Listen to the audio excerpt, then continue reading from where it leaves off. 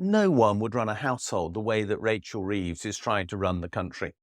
Rachel Reeves likes to say that she learned economics at her mother's kitchen table, where she watched her apparently ticking off the entries in the bank account to make sure that every penny had been accounted for.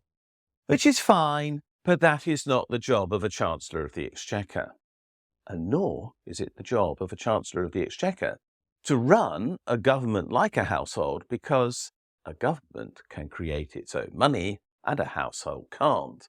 They are fundamentally different. But let's just suppose for a moment that the government was run like a household. I read a blog about this recently by a really interesting commentator called Chris Dillow. He's been an economist, I think, for more than 40 years now, and he writes a blog called Stumbling and Mumbling. Many people will not know about it. I've read it for a long time, and I'd recommend it, even though he's a Marxist, and I'm not, because reading a Marxist is quite good for your education on occasions. But Chris made a really good point, and that is that some of the decisions that Rachel Reeves and the Labour Party are making would never be made by a sensible household. She isn't even keeping to her basic rule that she should run the economy as if it was a household. Let me give 2 examples. And both of them were made by Chris, but I've made the points elsewhere in my time as well. The first is the use of the private finance initiative to fund things like the proposed new Thames crossing. This £9 billion project is apparently going to be outsourced to the private sector so that the government doesn't have to borrow the funds in question. I've already mentioned the insanity of this in another video, which we'll link below. But, as Chris points out, the insanity is actually also true if you look at this from a household perspective. It's rather like, as he points out, a household that looks at a mortgage deal and sees that it offers a great deal for 5 years and an appalling one for the next 50 years, and would take that option anyway because its planning horizon is only 5 years and it really doesn't care about what happens over the rest of the period during which it's got to make the repayments owing. But that's what this deal is like.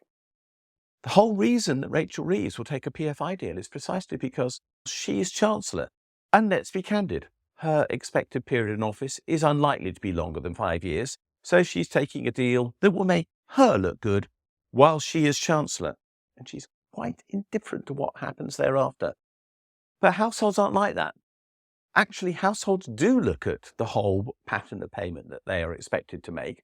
And most of the time, most households, I'm not saying all, but most of the time, most households, and at least all competent households, will not take a worse deal overall because they get a short upfront benefit. Instead, they'll balance the whole equation. But she isn't doing that, and as a consequence, she's proving to be a very bad household manager.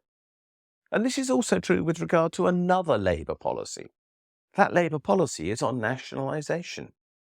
The net cost of a government borrowing at present is about 1% in real terms. In other words, the government's cost of borrowing is only a little over 1% more than the rate of inflation inside the economy, give or take. It moves slightly, but around that. That's the average. And if that's the case at present, all that a company that the government wants to nationalise has to make is more than 1% rate of return on their investment at present. Even the water companies have done that until very recently. The rail companies do, by and large, make a profit. So too do electricity companies. They make much more than that. But the government could take these essential national utilities into state ownership as a consequence, at absolutely no real cost to the Exchequer at all, because the cost of borrowing to buy these companies at fair value would be less than the rate of return that they could provide to the government as a consequence through the payment of dividends arising as a result of their activities. Buying them would therefore result in the transfer of an asset, making a good return, which return would more than cover the cost of the interest that the government would pay on the sums that it would issue in terms of new bonds to buy out the shareholders of those businesses. Why wouldn't it therefore do that? Who knows? If a household could issue bonds to buy investments that would pay a return greater than the cost of paying interest on the bond in question, it would be mad not to buy the investment. I mean that quite literally. Mad not to buy the investment. And the government is in that position with regard to these industries.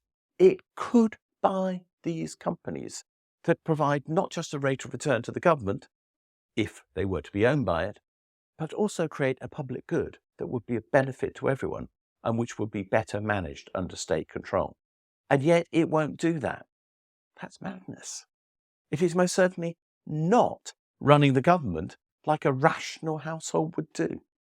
So why is Rachel Reeves not following her own mandate that she must run the government as if it is a household? She isn't with regard to using PFI, which is economic madness and a form of borrowing that would make no sense to any household. And she isn't with regard to nationalisation, which would make total sense to any household because they could make a return from it, as could the current UK government.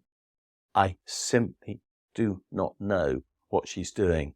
But what I am sure of is that Chris Dillow is right. Rachel Reeves is not running the UK government like she would run a good household. And that should worry us. I make it clear, I don't believe in the household analogy. But if she's going to use it, she should at least follow it. And she's not even doing that.